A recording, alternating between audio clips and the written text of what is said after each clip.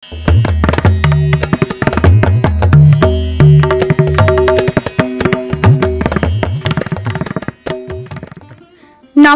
আমি দেবশ্রী ফিরে এলাম নতুন একটি ভিডিও নিয়ে। আজ চলে এসেছি দমদম স্টেশনে, রয়েছি ট্রেনের অপেক্ষায়। চলে এসেছে গেঁদে লোকাল। আজ আমাদের গন্তব্য কাঁকিনাড়া। কাঁকিনাড়া রেলওয়ে স্টেশনের পাশেই রয়েছে একটি অদ্ভুত হনুমান মন্দির। চলেছি সেখানে। বলা যেতে পারে বাংলার একমাত্র এবং বিশ্বের সবচেয়ে বড় শায়িত হনুমানজির মন্দির। নেমে পড়েছি কাঁকিনাড়া স্টেশনে। নমস্কার, আমি দেবশ্রী ফিরে এলাম নতুন একটি ভিডিও নিয়ে। আজ চলে এসেছি কাঁকিনাড়াতে। কাঁকিনাড়াতে এসেছি একটি বিশেষ মন্দির দর্শন করব বলে, আর সেই মন্দির হলো মাদ্রাল হনুমানজির মন্দির। এই মাদ্রাল হনুমানজির যে বৈশিষ্ট্য, সেই দিক থেকে দেখতে গেলে এই ধরনের মন্দির কিন্তু পশ্চিমবঙ্গে শুধু নয়, ভারতবর্ষেও খুবই বিরল। কারণ এই মন্দিরে হনুমানজি শায়িত রূপ আমরা দেখতে পারি, অর্থাৎ হনুমানজি শুয়ে আছেন, বিশ্রামরত অবস্থায় রয়েছেন। বলা হয় যে রাম রাবণের যুদ্ধের পরে হনুমানজি খুবই ক্লান্ত হয়ে পড়েছিলেন এবং তিনি পাতালে চলে গিয়েছিলেন বিশ্রাম করার জন্য, এবং সেখানে গদা রেখে তিনি বিশ্রামরত অবস্থায় ছিলেন। সেই মূর্তিরই এখানে অর্চনা করা হয় এবং এটি কিন্তু সারা পশ্চিমবঙ্গের মধ্যে, আমি যদি খুব ভুল না হই, এই মন্দির আর দ্বিতীয় নেই, আর ভারতবর্ষেও খুবই বিরল। তো চলুন আমরা দর্শন করে নেব। আগামী হনুমান জয়ন্তী 12ই এপ্রিল, আমরা সকলেই জানি। তার আগে আমরা এই বিশেষ হনুমান মন্দিরে গিয়ে হনুমানজিকে দর্শন করব। তবে চলুন আমার সঙ্গে দেখে নেবেন কাঁকিনাড়ার মাদ্রাল হনুমান মন্দির। স্টেশন থেকে মন্দিরটির কিছুটা দূরে, সেই কারণে আমরা এখান থেকে একটি রিক্সা নিয়ে মন্দিরের উদ্দেশ্যে রওনা দিলাম। আপনারা চাইলে এখান থেকে টোটোও নিতে পারেন। স্টেশন থেকে মন্দিরে আমাদের রিক্সায় যেতে সময় লেগেছিল 15 থেকে 20 মিনিট। রিক্সা ভাড়া নিয়েছিল 60 টাকা। আপনারা যদি টোটোই করে যেতে চান তাহলে টোটোর ভাড়া জনপ্রতি 20 টাকা। চলে এসেছি মাদ্রাল হনুমান মন্দিরে। মন্দিরের তোরণে লেখা রয়েছে অপূর্ব একটি বাক্য, নানা ধর্মের নানা রং, মুশকিল আসান বজরং। অর্থাৎ বোঝাই যাচ্ছে জাতি ধর্ম নির্বিশেষে যে কেউ তার জীবনের সমস্যার মুশকিল আসান করতে চলে আসতে পারেন মাদ্রাল হনুমানজির মন্দিরে। খুবই জাগ্রত এই মন্দির। মন্দিরের বাইরে রয়েছে বহু দোকান, সেখান থেকে আপনারা বজরংবলীর পুজো দেওয়ার উদ্দেশ্যে সামগ্রী নিয়ে নিতে পারেন। মন্দিরে ঢোকার মুখে বাঁ হাতে পড়বে গণেশজির এই অপূর্ব সুন্দর মন্দিরটি। রয়েছে একটি শ্বেত পাথরের গণেশ মূর্তি। সমস্ত পূজার আগে গণেশের বন্দনা করা আবশ্যিক, তাই গণেশজিকে প্রণাম করে আমরা ধীরে ধীরে এগিয়ে যাব মাদ্রাল হনুমানজিকে দর্শন করতে।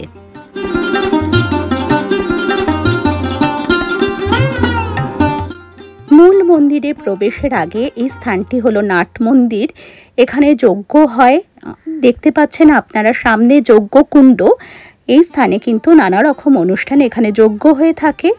হনুমান জয়ন্তী সবচেয়ে বড় অনুষ্ঠান, রামনবমী, হনুমান জয়ন্তী, এই সমস্ত অনুষ্ঠানে কিন্তু এখানে ভীষণ ধুমধামের সাথে এইসব অনুষ্ঠান এই মন্দিরে পালিত হয় স্বাভাবিকভাবেই।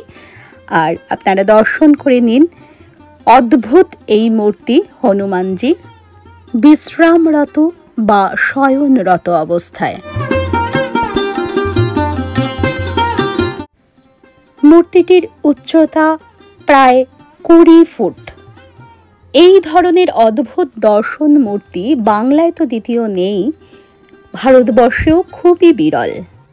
দ্বিতীয় এই ধরনের মূর্তি কোথাও যদি থেকে থাকে, আর আপনারা যদি জেনে থাকেন ভারতবর্ষের অন্য কোথায় এ ধরনের মূর্তি আছে, তাহলে অবশ্যই কমেন্ট বক্সে লিখে জানাবেন।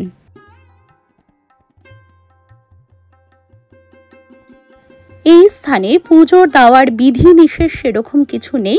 সকলেই বজরংবলীকে পুজো দিতে পারেন, মালা পরাতে পারেন, তার চরণ স্পর্শ করে কিন্তু আশীর্বাদ নিতে পারেন। শুধুমাত্র মহিলারা, সকলেই নয়, মহিলারা তার চরণ স্পর্শ করতে মন্দির কর্তৃপক্ষ বারণ করেন, কারণ বলা হয় যে প্রত্যেক মহিলাকেই বজরংবলী তার মা রূপে দেখেন, মাতৃরূপে দেখেন। সেই কারণে পছন্দ করেন না মহিলারা তার পাদস্পর্শ করুক। সংকট কটে মিটে সব পীড়া, জো স্মরিনু হনুমত বল বীরা।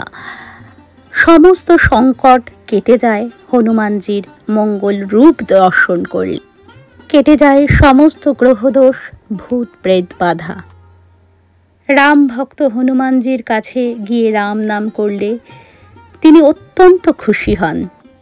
সেই কারণেই ভক্তদের মুহুর্মুহু রাম নামে মুখরিত হয়ে ওঠে মন্দির চত্বর।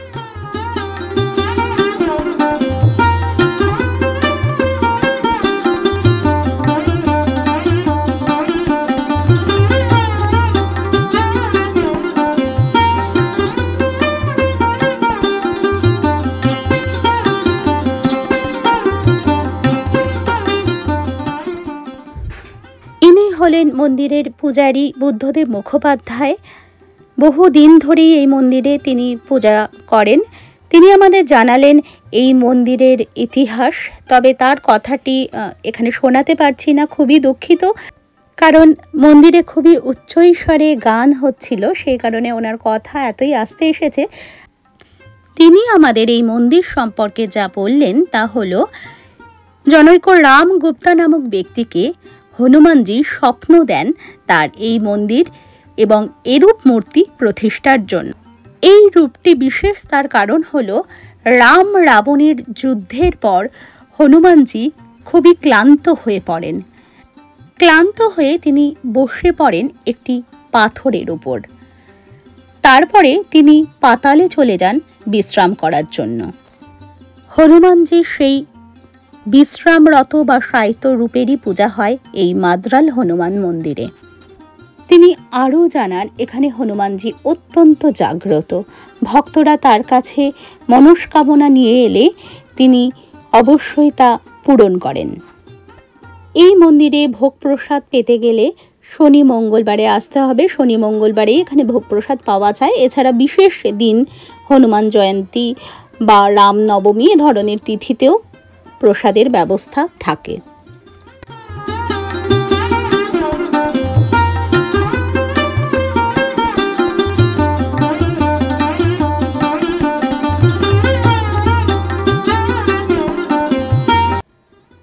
এই হলো সেই পাথরে বসা অবস্থার হনুমানজির একটি প্রতিকৃতি, আর এটি হলো সেই পাথর।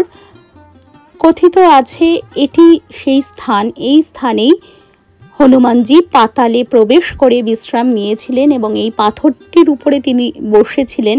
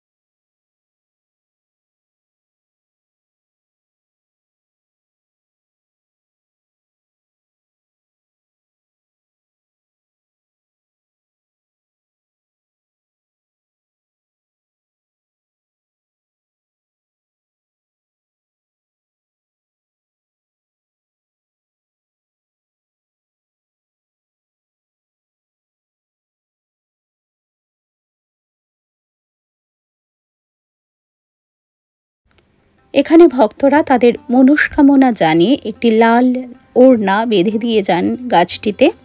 হনুমানজির মন্দির যেখানে থাকে সেখানে অবশ্যই প্রথমে থাকে রাম মন্দির। এই হলো অপূর্ব সুন্দর এই রাম মন্দিরটি। কিছু সংস্কারের কাজ চলছে। এখান থেকে হনুমানজির মন্দিরটিকে এই রূপ দেখায়। তিনি যেন চোখ খুলে প্রভু শ্রী রামের দিকেই তিনি দৃষ্টি নিবদ্ধ করে রয়েছেন।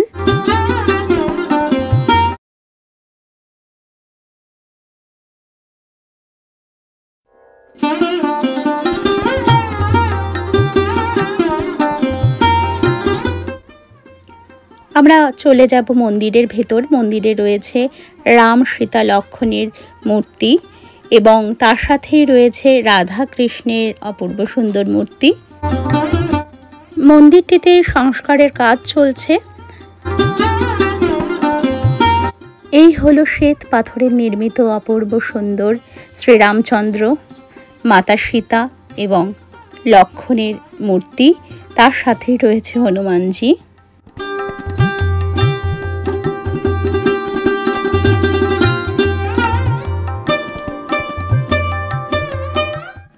রয়েছে রাধা গোবিন্দের এই অপূর্ব সুন্দর শ্বেত পাথরের মূর্তি। সাথেই রয়েছে গৌরাঙ্গ মহাপ্রভু ও নিত্যানন্দ মহাপ্রভুর মূর্তিও।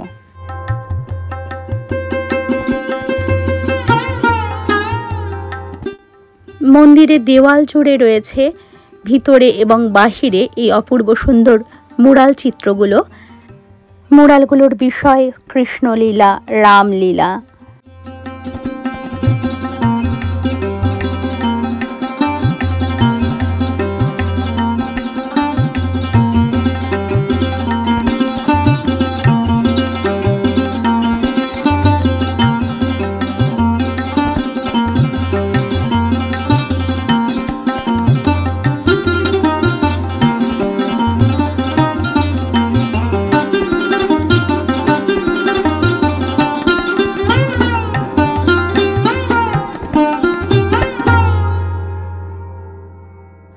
রাম মন্দির থেকে বেরিয়েই দেখা যায় অপূর্ব সুন্দর এই অন্নপূর্ণা মন্দির। এর সাথেই রয়েছে এখানে শিব মন্দিরও। হনুমানজির মতো শিব মন্দিরটিও অর্থাৎ শিব লিঙ্গটিও কিন্তু এখানে পাতালে অবস্থান করছে।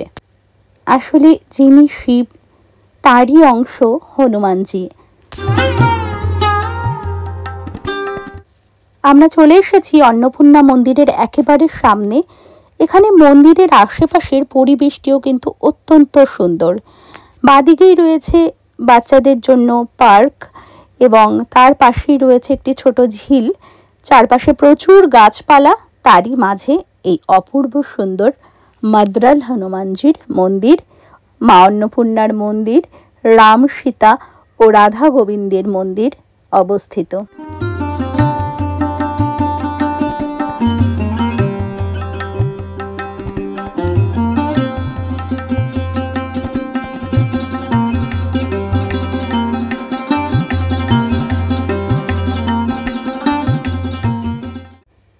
মাঝে শিব মন্দির এবং অন্নপূর্ণা মন্দিরের দুপাশে বিশাল নন্দী মহারাজকে দর্শন করা যায়।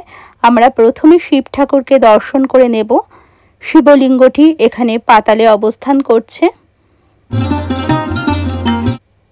মন্দিরের প্রবেশপথে এবং দুদিকে রয়েছে বৃহদাকার এই নন্দীজির মূর্তি।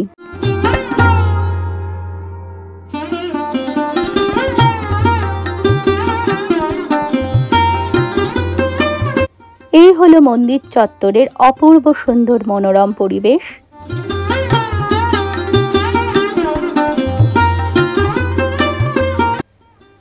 এবার আমরা দেখে নেব মা অন্নপূর্ণার মূল মন্দিরটি।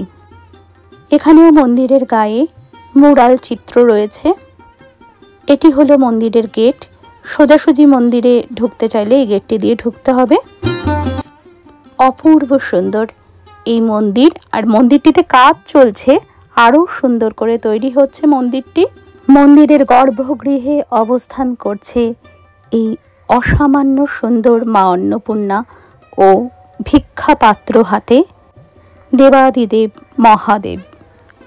চারিদিকে দেওয়ালে দেখা যাচ্ছে সমুদ্র মন্থনের দৃশ্য, যেখানে একদিকে দেবতা এবং অপরদিকে অসুরদের সমুদ্র মন্থনরত অবস্থায় দেখা যাচ্ছে।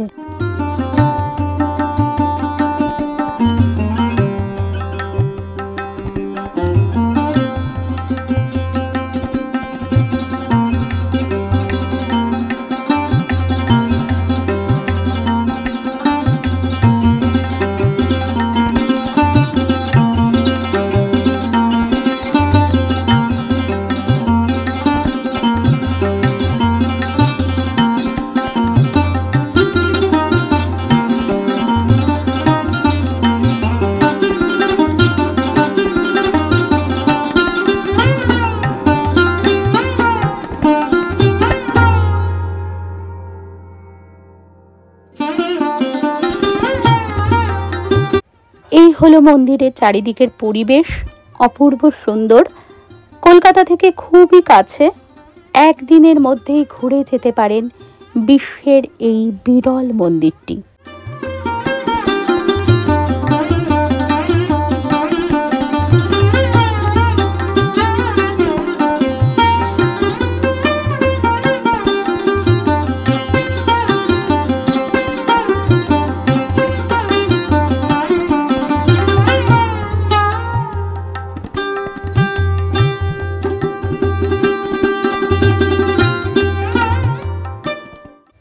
এই হলো শিব মন্দিরের মূল প্রবেশপথ।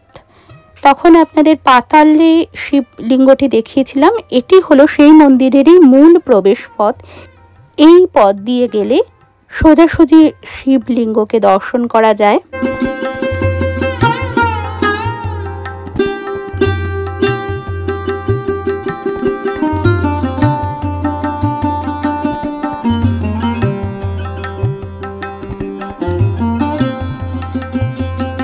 অপূর্ব সুন্দর সুউচ্চ শিবলিঙ্গ।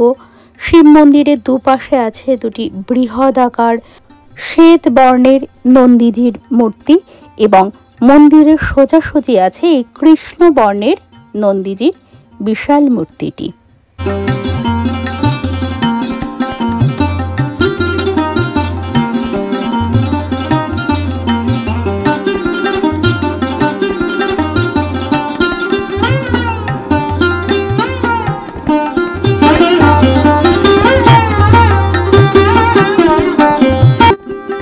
আমরা যখন গিয়েছিলাম হনুমান জয়ন্তী উপলক্ষে মন্দিরে, তখন সাজো সাজো রব। চারিদিকে ফুল মালা আলোয় সেজে উঠছে মন্দির চত্বর। অন্নপূর্ণা মন্দির থেকে সোজাসুজি এই পথেই যাওয়া যায় মাদ্রাল হনুমান মন্দিরে।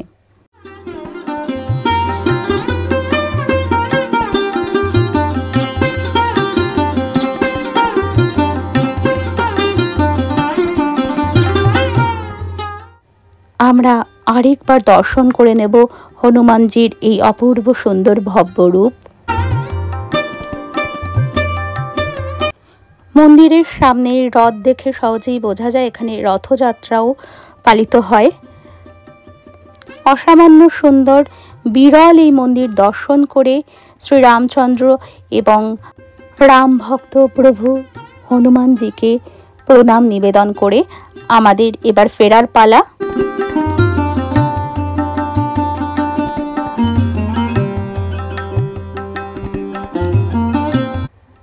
এই হলো মাদ্রাল শ্রীরাম বিদ্যালয়। শ্রী রামগুপ্তাই প্রতিষ্ঠা করেছিলেন মাদ্রাল হনুমানজির এই মন্দিরটি।